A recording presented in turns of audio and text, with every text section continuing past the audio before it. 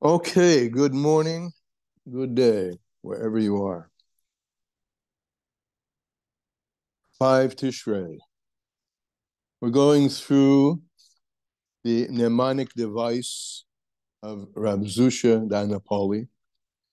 When it was given over to him that the Mezritcher Maggid said about Shuva, V'shafta ad Hashem Elokechem, that you should, or Elokechem, that you should return to Hashem your God. He said, well, I need to figure out how to do this. So he made a mnemonic, Tashuv. And we explained yesterday, the tough of Tashuv is Tamim, just to be sincere. No airs, don't let your mind get in the way, just present yourself, just be there. And today we're explaining the Shin. The Shin is from a pasuk, Shifti Havaya Shivisi Hashem Lenegdi Somid. I have placed Hashem, and it's pointedly the name Yud-Ke Vav-Ke, in front of me always. So this name, Yud-Ke Vav-Ke, the Yom Yom goes on, indicates the creation of the universe and creatures. Bringing all of creation into being and sustaining it is accomplished by bridging an infinite gap, which, by the way, is the subject of our Tanya. Bridging the infinite gap from ayin, which is non-being, nihilo, right? We could say it in Latin, ex nihilo, the creation out of nothing. Now, nothing, it doesn't mean nothing. It means a state which precedes anything we call being. Being implies that there's this and there's that. This is and that is. But there's a predecessor state which brings that being into existence, which is called ayin. And again, this is the subject of our Tanya, so we won't get into it too much here. We'll get into it there in a minute. So, Shivisi Hashem Lenegdi Somid. My hope is in the Yud-Ke Vav-Ke. The Yud-Ke Vav-Ke is one understanding of it is past, present, and future altogether. In the creation, past is past, and present is present, and future is future. But those three are melded all together in a level before the creation, which is called the ayin. So he brings the yesh into being out of the ayin, bridging an infinite gap from nothing to yesh to being. This form of the avodah, in other words, having this in mind, this service of tshuva results from one's constant awareness of the way in which the universe and all that is in it is constantly, every second, every nanosecond, being brought into being continually, as was the subject, and we'll see it as we do it next year, of the whole Shar Yichud Ve'emunah section of Likutei Amorim. As today's Hayom Yom. Lessons in Tanya, page 364. It's a short piece, but it's replete with things to understand. And I think before I start that, since, as I mentioned yesterday, this is a long chapter, and it's very technical, but I want to read to you, if I can find it, something from the introduction to this letter, that's written in Lessons in Tanya. Okay. Speaking about the abstractedness and the intellectual, technical quality of this chapter. So the question is, what's it here for? So he said the Alter Rebbe's sons state in the very beginning of Tanya, there's an approval, as there is in a lot of books, written by the Alter Rebbe's sons. And they state there that the purpose of all the letters in Igeres HaKodesh is to, quote, teach the people of God the way by which they should walk and the deed by which they should do. And it goes on and says, the profundity of this letter ultimately conveys a renewed and deeper appreciation of the physical, and a realm in which the physical is the realm in which mitzvahs are performed. So we're understanding here the phenomenon of the physical. And just a brief recap, we said yesterday that if you think of spiritual, right? This world is the only world, this universe that we call it Olam, this lowly universe, and planet Earth is amongst it, is the only place where physicality exists. Now you might say, well, that's kind of weird. I mean, it's the universe seems to be limitless. It's beyond measure. But the kind of limitlessness that the world and the worlds and the universe has is we just haven't been able to count to the end of it or find the end of it. And there may be no end of it, but it just goes on and on. But it's in the realm of number. No matter how big it is, it's just going to get bigger and bigger and bigger in the realm of number. But are levels deeper than that, deeper in the godly scheme of things, which are beyond number. They can't be numerated at all. And these are the higher conscious levels of God, which we call Soiviv Kalalmi. In general, that's the general bucket for it. And this Soiviv Kalalmi, as our Yom said, is a state of non-being, being which has no existence. It's there, but it has no, we'll call it in a grub way, it has no material existence. It has no even spiritual existence, because spirit worlds are all going on in spirit as well, right? There's this Olam Hazeh Hagashmi is the lower level of a spiritual emanation of Hashem, which is called Olam Hazeh Haruchni, the spiritual part. And then we have Yetzirah, and we have Bria and Atzilus, all spiritual. And as I said yesterday, no matter how much you're going to condense spiritual, contract it and contract it and contract it, you'll never get something physical.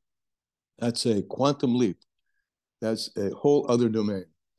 So with the emphasis being, God's emphasis being on the physical, we need to get some grasp of what this physical is. And the big surprise is that this physical is a manifestation of a deeper level of Hashem than anything spiritual, and it's called essential. Because in essence, as David HaMelech says, in essence of God, there is no difference between darkness and light, because they haven't yet become formulated as this is light and this is darkness. In the same way, there's no difference between spirit and physical, because it hasn't yet formulated and come out of God's presence in a way that this is spiritual and this is physical. The mashal I used yesterday, for those that weren't here, is if you have a big source of water in Niagara Falls, no matter how much you contract it down to the drop that comes from your faucet, it's still water. And this drop of water can look back over its shoulder, so to speak, and see the larger pipe from which it came. And that larger pipe from which it came can see the main pipe that's coming down the street and all the way back to Niagara Falls. That's called Seder HaHistalshelus, where the effect can look back and is aware of its cause. This is a whole different structure, this creation of physicality from essence is called Yesh Me'ayin. So the former is called Histalshelus, Seder Histalshelus, and this is called Yesh Me'ayin. And with that, hopefully understood, we'll jump into today's Tanya. Today's Tanya, I told you our lessons in Tanya is it's on page 258 in the. Wait. Yeah. Sorry, what you said the Niagara Falls parable, and then the Yesh Me'ayin versus the Seder Histalshelus. Which one's how are you differentiating between? The Yesh Me'ayin parable is Niagara Falls. Excuse me. The Yesh Me'ayin parable is the Seder Histalshelus, where the effect can look back over its shoulder and see the cause. The water from your faucet sees a bigger pipe, and each one can go back all the way to Niagara Falls and trace. You can trace. That's the Seder HaStalshelus. So it's one parable. Yesh Me'ayin goes to the Seder HaStalshelus and becomes Yesh. No. They're two totally different, you said parables. They're totally two different paradigms. Yesh Me'ayin is one paradigm, And that's the paradigm from which physicality is created. It can never be created in an orderly descent from spirituality. An orderly descent of something like that water mashal I gave is the paradigm of Seder HaHistalshelus. Is there any mashal that relates to the Yesh Ma'ayin, or that's just? Well, let's go. We'll see. Oh, okay. Okay, because that really is the, that, 1 second. That really is just saying that really is the subject of this whole letter. Understanding, if you can, Yesh Ma'ayin. Somebody else want to jump in before we start? I just said I wanted to say something that relevant, I think. I hope. Okay. Yeah, that's the point. Okay. The Yesh Me'ayin, like you say, there's no direct cause and effect. There is no, yeah, it's in a, we don't use that expression. We don't use the expression Ilu Ilu va'alol right in Yesh Me'ayin. But there's a relationship, but it's so removed that it's not like a cause and effect relationship. It's some relationship, but it's not. Well, we'll learn it. Yeah, we'll learn that relationship.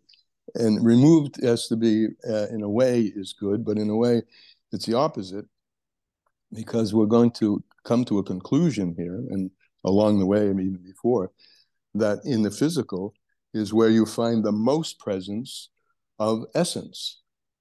Because essence is the only place, I'm getting ahead of the story, so we'll get up there. Essence is the only arena in which there's no contradiction between spirit and flesh, because essence is the place where everything is in a state of singularity. And so the surprise, and as I said, this is, as the lessons in Tanya explains, the reason this chapter is here is to teach us the very specialness, the special gift that we have been given to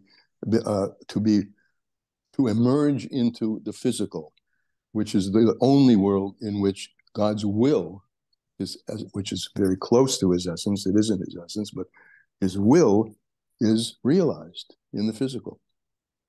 And to add one more thing that I think adds significance to our learning on this letter, is that I understand that this letter was one of the last things the Alter Rebbe wrote before he passed. Right. Before he correct. left. Correct. And so that gives you a real sense of the value. Beautiful. Yeah. He felt he had to get this out. Yeah. He had to get it out. It was very important. Okay.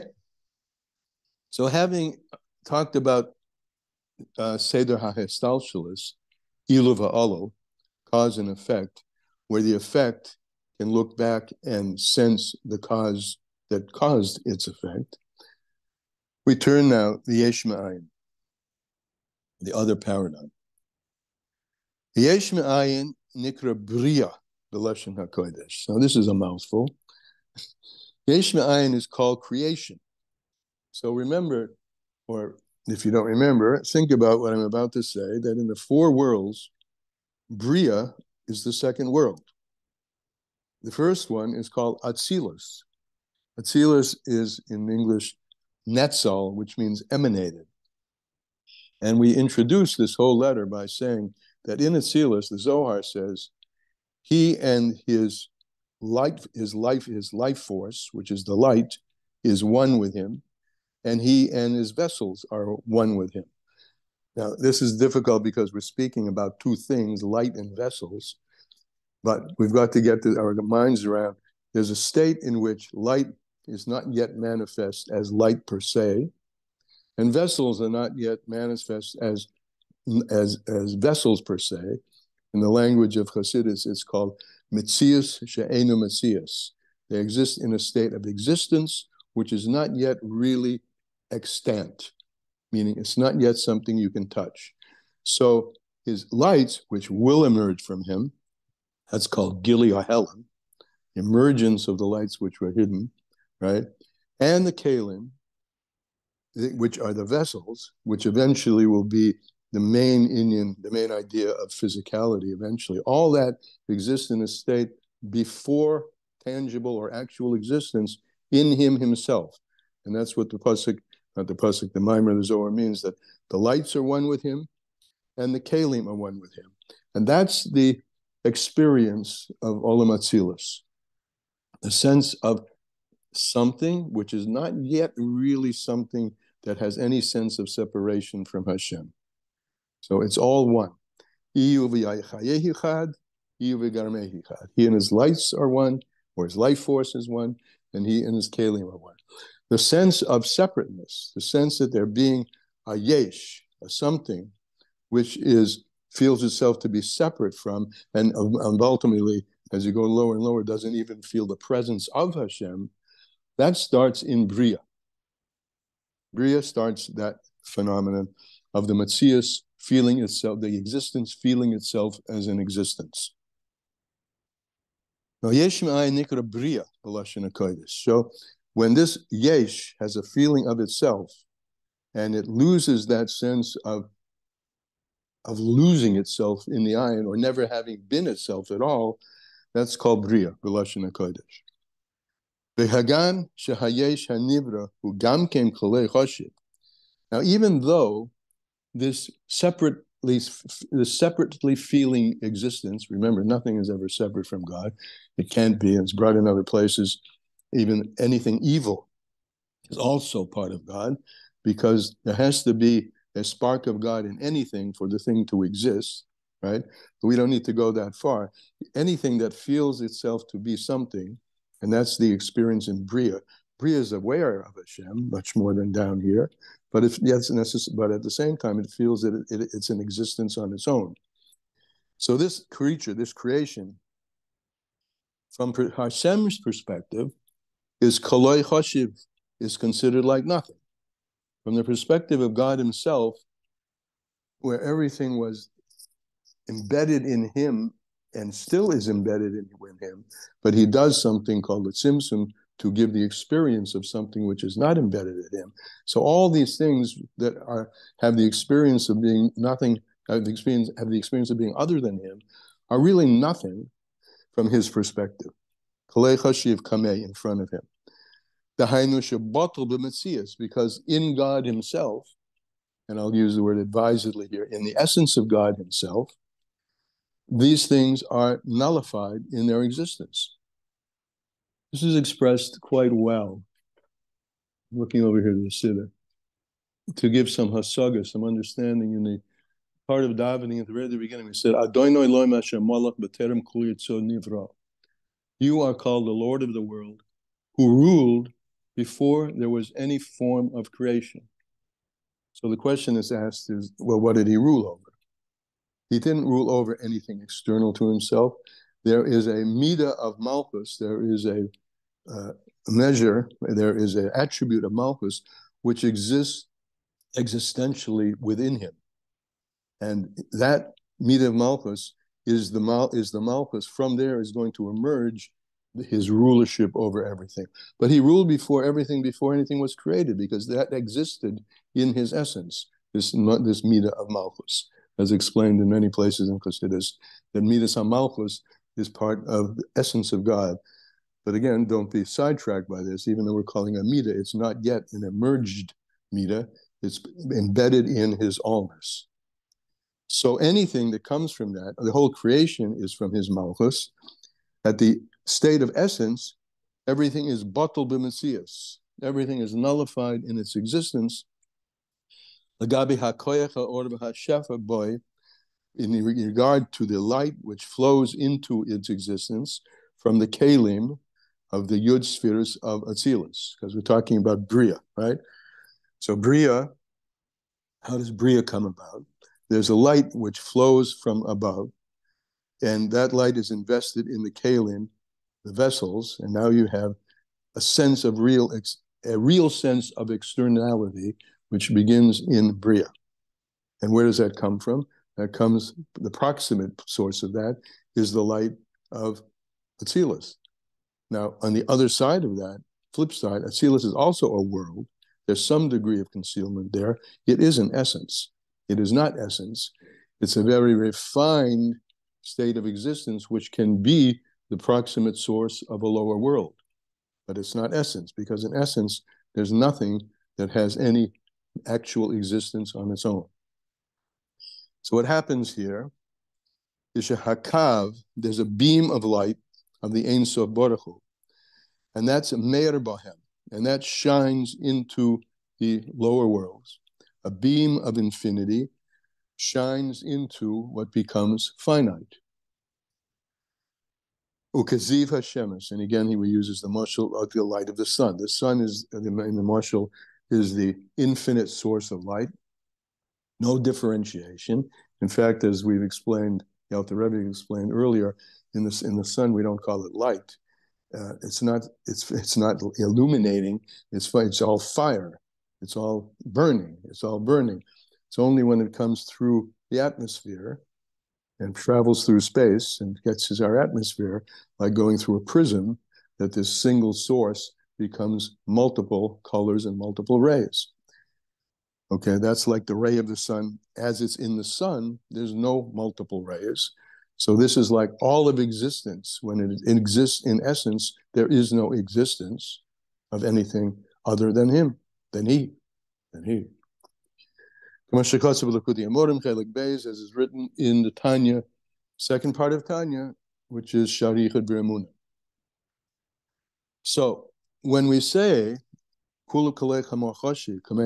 everything is like nothing in front of him, that's in front of him specifically, meaning in his presence, where there is no other presence yet whatsoever.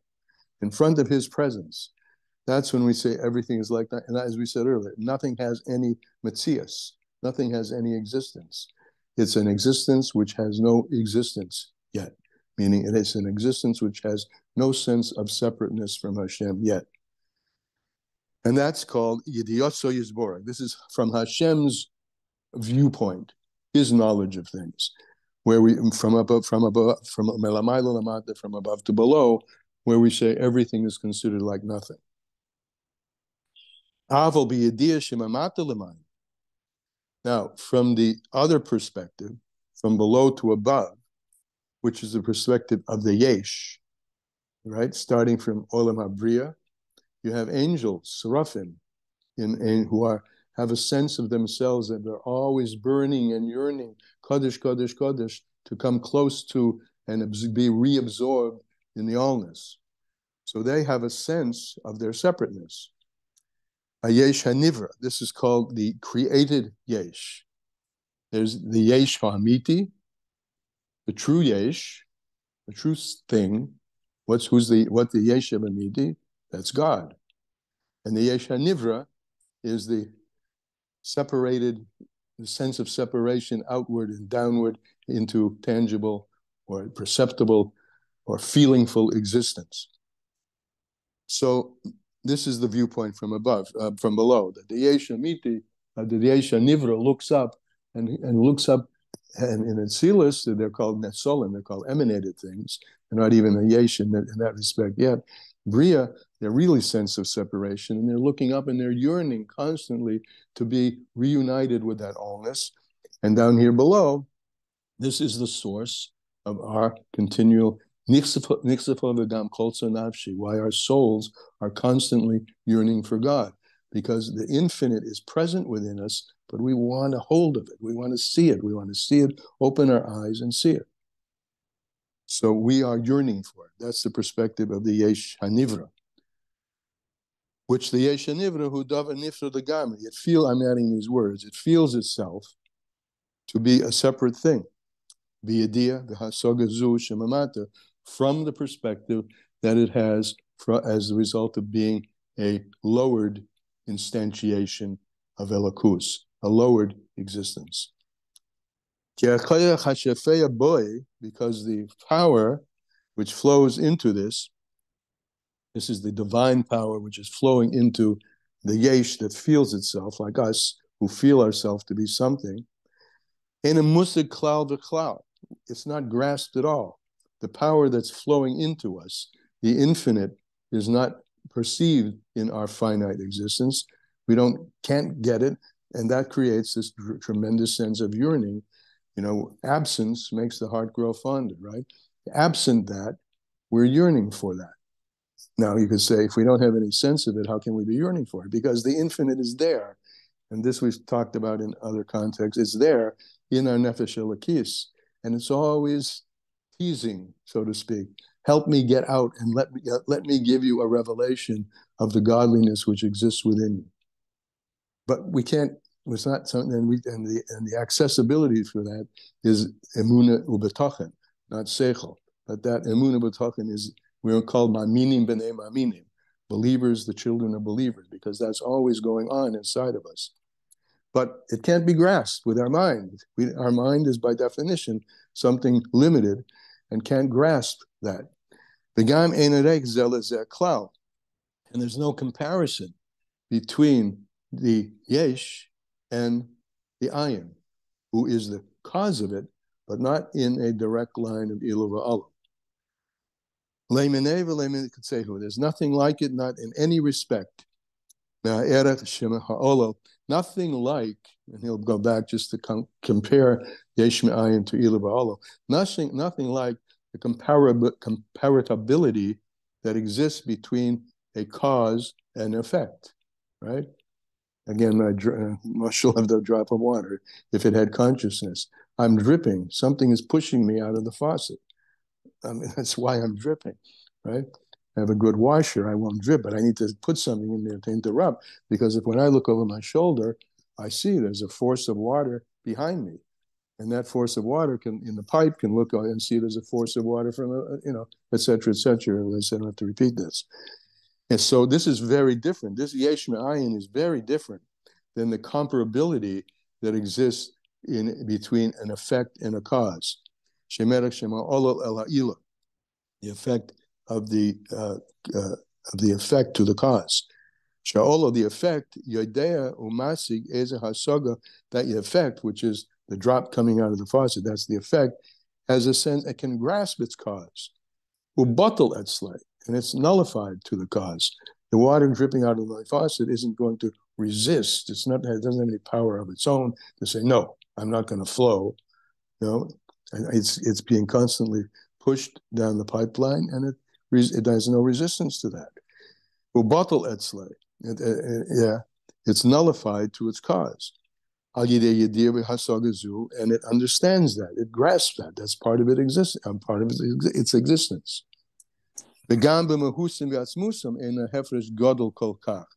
And also in their essence of the cause and effect relationship, there's not so much difference between the cause and the effect, right?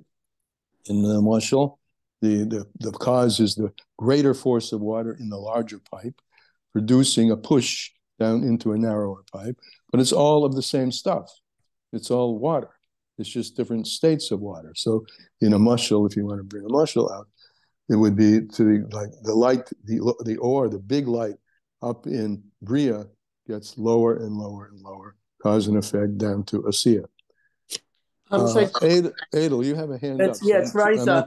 So it would seem to me that, I don't know if I get this, yesh me'ayin would be that once someone is thinking of themselves as a yesh, they think that there's nothing beyond them because it is so hard to comprehend.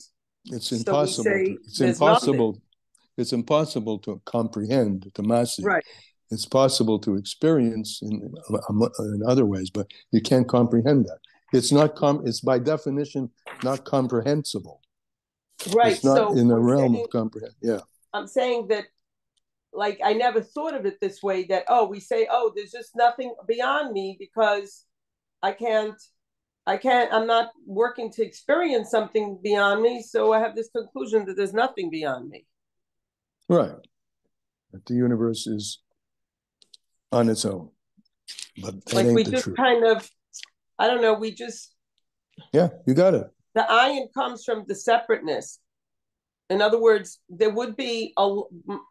No, it's the other way around. The feeling of yesh, of being something on your own, right, comes from the ayin, but there's no direct path backwards as there is in Ilu v'Alu, as we'll call it, for lack of a better term, a quantum leap between the ayin and the yesh, where cause and effect, there's a step-by-step progression that you can see. And in cause and effect, the effect knows that it comes from the cause. Okay, and back to our topic. In Yesh Me'ayin, it's nothing, as he says now, isn't this not anything like this? That Yesh, that cause and effect relationship is nothing at all like, and not even a little bit like. There's a difference between the cause and the effect, right? But the difference between the cause and effect is nothing like the difference between Mahus Hayesh, the essence of something which is a thing, a substantial thing, Hanivra, Lamahusa Koyach Haor Hashefaboy, to the essence of the power and the light which is flowing into it. Lahavosoi, to bring it into being, Me'ayin Layesh. So there's comparability of cause, of effect to its cause. There's no comparability between the yesh and the ayin. They're two different worlds, quantum leap, whatever you want this metaphor you have for it, where there's no bridging that gap perceptually. God bridges that gap, right? Because the yesh comes from the ayin. But our perception of it is impossible to have. We can't masig. It's not because we're stupid.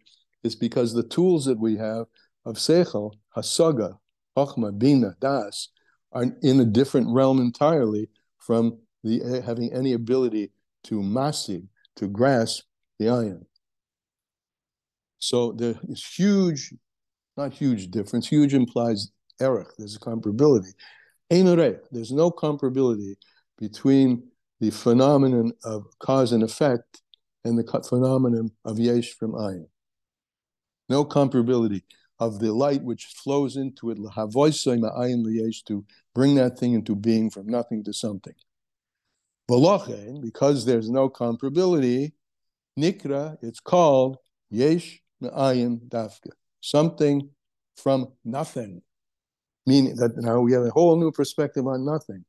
It doesn't mean it's no thing. It has no thingness at all. Not that it's not something. It is. It's an ayin. It's a something, right? But it's an ayin. It's a nothing. It has no thingness whatsoever. You can't create a direct relationship between it and the yesh, between the ayin and the yesh. So from the yesh's perspective, it's a no thing, not a thing. It's only a nothing in comparison to this, to our experience, to this world. Yeah, exactly. It's in fact the real something, right? Yes, no? I would want to say that when we say Shahak Yes. Yeah. Okay, good. What?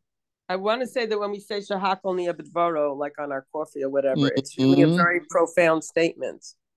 Yep. It kind of like this whole Tanya is, to be able to say Shahak Bidvaro with real, as an experience would be a very profound statement. Because it means even though I'm a Yesh Hanifrad, I am connecting with the reality that it's everything. Shahakol means not just most things. Everything came into being with Varo from Hashem's word. And there's no thing besides that. Like it really could be very... But now I'm going to throw a ringer into that. Everything you said is true, except that doesn't touch Yesh Me'ayin. Because Bidvore, remember, the Dibor is a olol. It's an effect from thought, and thought is an effect from seichel. So Dibur is all in the realm of ilu v'olol. Seichel is rise to thought. That if you could observe yourself speaking and say, where did that come from? Well, there's a source for it. That thing that's coming out of my mouth, well, I'm happen to be reading, but if I'm giving a speech, it's because I'm thinking about these things. So everything comes into being with speech, is articulating a phase of the cause and effect chain reaction. So that's doesn't express yesh me'ayin. But I think that's a profound thing to think about, because however deep that is, and you explain nicely how deep that is, that's nothing compared to the original instantiation of a yesh at all, which comes from the ayin in a way where there is no visibility. I can't trace the speech back to the thought. I can't trace it back to anything, and that's why I call it nothing. Okay? That's today's Tanya. And we're really, as I say, this is all on the road. Ultimately, this is going to resolve to an old, and when I say old, it's ancient on the one hand, and something which I always, very often bring to the table in our classes, said so nicely in Sefer Yetzirah, that the end is wedged in the beginning, and the beginning is wedged in the end, but not in a way that you can trace. But the important thing is, this essence, which is the ayin, is embedded, and more specifically in the yesh, because this is the big chiddush. The big news is physicality. Again, paring down spirituality, narrow for water, it's still water, it's still spirit. Yesh is a quantum leap, and that comes from the phenomenon called yesh me'ayin. Rosa, your hands up again. Yeah, just think that, like, if I would make a list of all my worries right now and then tell myself that I'm giving it over to this, to like in the way that we described today, because it's a very hard reality, but that's that's the truth. It's the truth. Yeah. You know, like from our point of view, we think that we have to worry about a lot of different things, and and when we learn this, we see that that's that's nothing. We're always in the mind, or even deeper than the mind of God. And the mind of God and deeper is what's running everything. We're always in His hands. So, like, if we would just, I don't know, if we just like kind of say that about every and whatever we are dealing with today, or whatever we're dealing with this week, and just remind ourselves, Hashem is, what they say, it's like Ruba de Ruba, the Abish Tefiyat Devel, like. That's right. After all, it's the Abishter and not us who are conducting the world, and this is the source of the talking. Yeah, it's a beautiful bechein, right? To know, even though we can't masig it, we can't grasp it, that we're all living, I'm saying this kind of trivializing it, in the mind of God all the time, and in the hands of God. And He is the presence, and we are just, what? Limbs of Him. Ayanka, you're up. Yeah, when it said about how the Malachim were created and they're always yearning to be apart, so they have that, should I use the word das, that knowledge that they're not completely separate. And like your mussel with a drop of water, it thinks it's separate once it's a discontinuous drop from the source. So we think of ourselves as separate, but we're always connected. And that's our conundrum, is to try and keep that in mind all the time. Yeah, the conundrum is to create awareness of it and sensibility toward it. But I just want to clarify, the drop of water is, that mushal is a mushal of Seder Salshalis, where the drop of water knows it's connected to something behind it, because it can look over its shoulder and see the bigger pipe behind it. So that's a matter, and just to clarify, that's a metaphor for Seder Histalshalis, not Yesh Me'ayin. Okay, it's but water is, go ahead. Go ahead. No, I was going to say, just that once you see a discontinuous drop of water separate from its flow. Oh, that's your point. Yeah, when you see a drop of water that dropped into your sink and it's coalesced in your sink, one drop of water, that's the drop of water can't see where it came from. Right. So that's right. That's the good. I didn't pick that up. That's very good. And that would be emotional for Yesh Me'ayin, where it can't look back to its source. Now, In the angel thing, it depends which world. In Atzilus, they know their state of being is a sense, as I said, of oneness. They know that. Bria, there's a big tzimtzum, and that's big contraction, big darkening, big occlusion, and that's why it's called creation.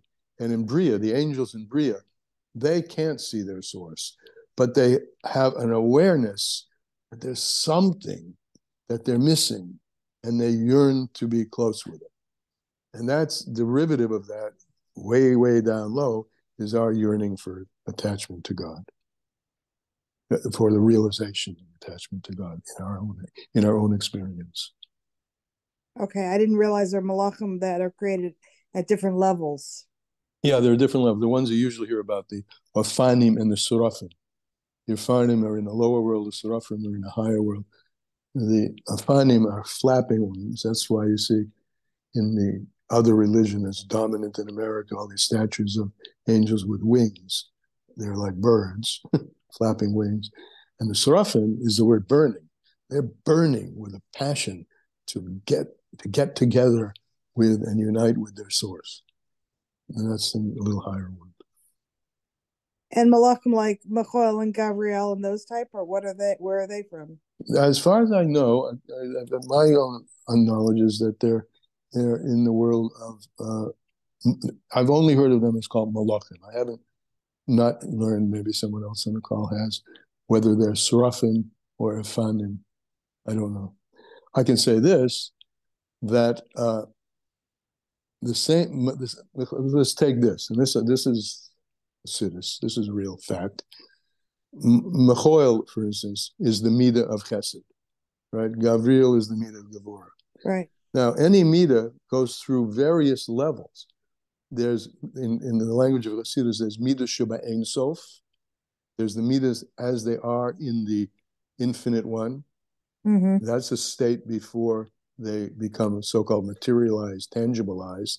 So Mechoel exists there.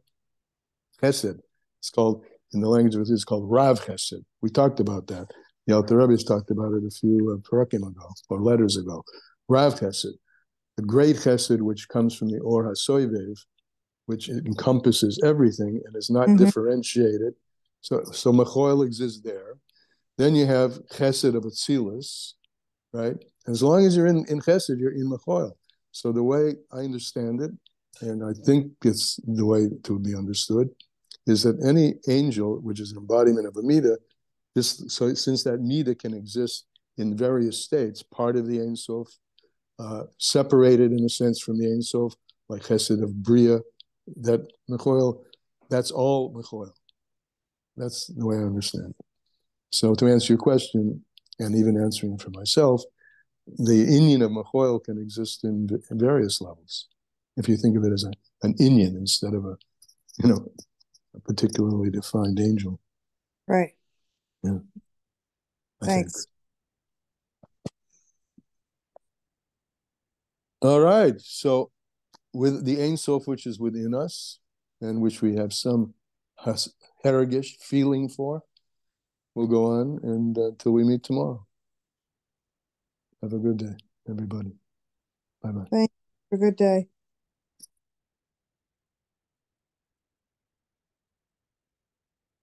Wow, that was long.